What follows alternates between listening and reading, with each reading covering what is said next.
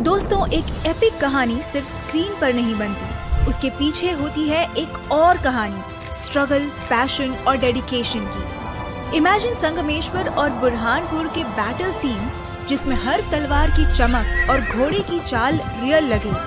राज्य अभिषेक का वो शाही पल जिसमें हर एक डिटेल हिस्ट्री को सजीव बनाने के लिए डिजाइन की गई हो। इस मेकिंग वीडियो में हम दिखाएंगे कि कैसे छावा के हर सीन को रियलिटी से कनेक्ट करने के लिए पूरा कास्ट और क्रू मेहनत कर रहा था।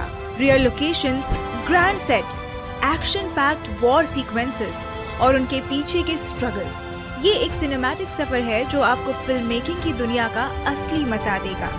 Sangameshwar battle scene, last fight sequence इस मूवी का सबसे लॉन्ग और ये विक्की के साथ पूरे टीम के लिए बड़ा चैलेंजिंग वर्क था। इसे वाई नाम के और तब कड़ी गर्मी के दिन चल रहे थे। वाई एक ब्यूटीफुल प्लेस है जो महाराष्ट्र के सातारा डिस्ट्रिक्ट में पड़ता है। कड़ी गर्मी की वजह से पूरी टीम परेशान थी क्योंकि इस सीन की शूटिंग सुबह 7 बजे से शुरू हो जाती थी और शाम को 7 बजे तक चलती। लगातार 12 घंटे काम कर रही थी और वो भी कड़ी धूप में।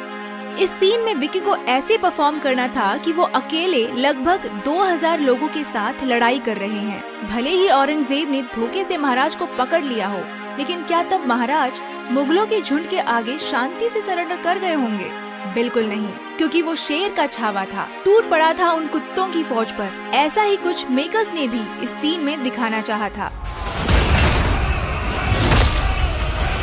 विकी कहते हैं कि इस सीन के पहले डायरेक्टर ने उन्हें बताया था कि इस सीन को शूट करते वक्त आपको नहीं पता होना चाहिए कि आपको कैसे लड़ना है और दुश्मन को कैसे मारना है।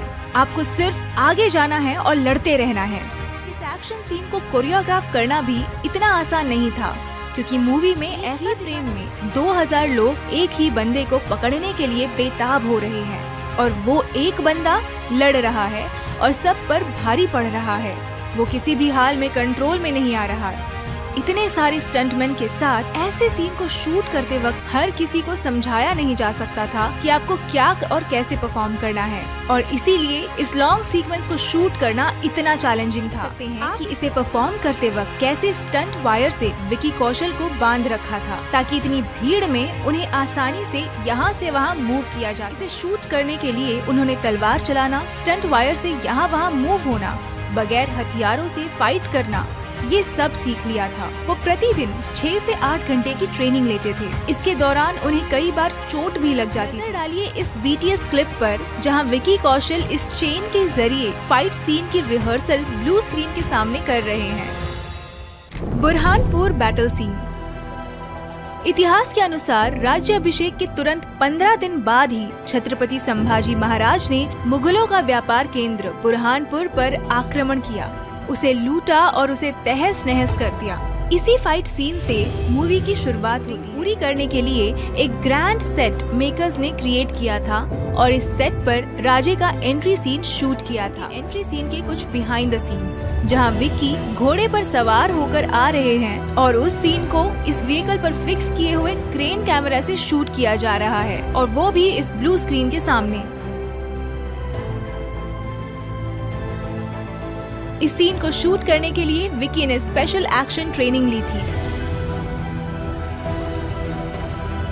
बुरहानपुर सिटी के सेट पर खुद डायरेक्टर लक्ष्मण उत्तेकर विकी को शूट कैसे करना है ये समझाते हुए नजर आ रहे हैं। Transformation of Vicky Kaushal as Chhaava, कमाल का बंदा है ना ये विकी कौशल, जो राज्य अभिषेक सीन के समय फूट फूट कर रो। Obviously, a king can't be crying at the moment when he is sitting on the throne. Fight करता है तो ऐसा लगता है कि सच में संभाजी महाराज ने मुगल सेना पर दहाड़ मार दी हो। लेकिन इस रोल को इस लेवल पर निभाने के लिए विकी ने इतनी मेहनत की है जिसका आप अंदाजा भी नहीं लगा सकते। उन्होंने पहले इस रोल के लिए खुद का वजन 25 किलो से बढ़ाया, तलवारबाजी और घुड़सवारी सीखी।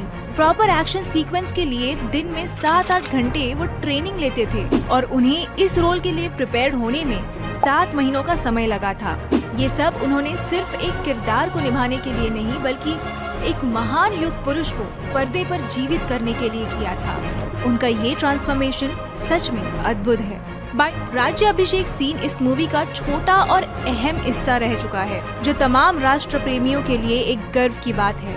इसे रिक्रिएट शानदार रायगढ़ किले के दरबार का सेट फिल्म सिटी में बनाया था। इस सेट को बनाने के पहले मूवी के प्रोडक्शन डिजाइनर सुब्रता चक्रवर्ती एक्चुअली में रायगढ़ किले पर चले गए थे और वहां जाकर उन्होंने वहां की डिटेल इंफॉर्मेशन कलेक्ट की। दरबार का शेप, उसकी परफेक्ट साइज, वहां के पिलर्स, दीवारें और दरबार में दिखाए गए हर एक चीज के कलर पर विशेष ध्यान दिया गया था ताकि वो दरबार एग्जैक्टली 1681 साल का शाही दरबार जैसा ही लगे। संभाजी महाराज का सिंहासन आइडेंटिकल बनाया गया था ताकि जब ऑडियंस उस सीन को देखे तो उन्हें एकदम रियल और ऑथेंटिक फील मिले।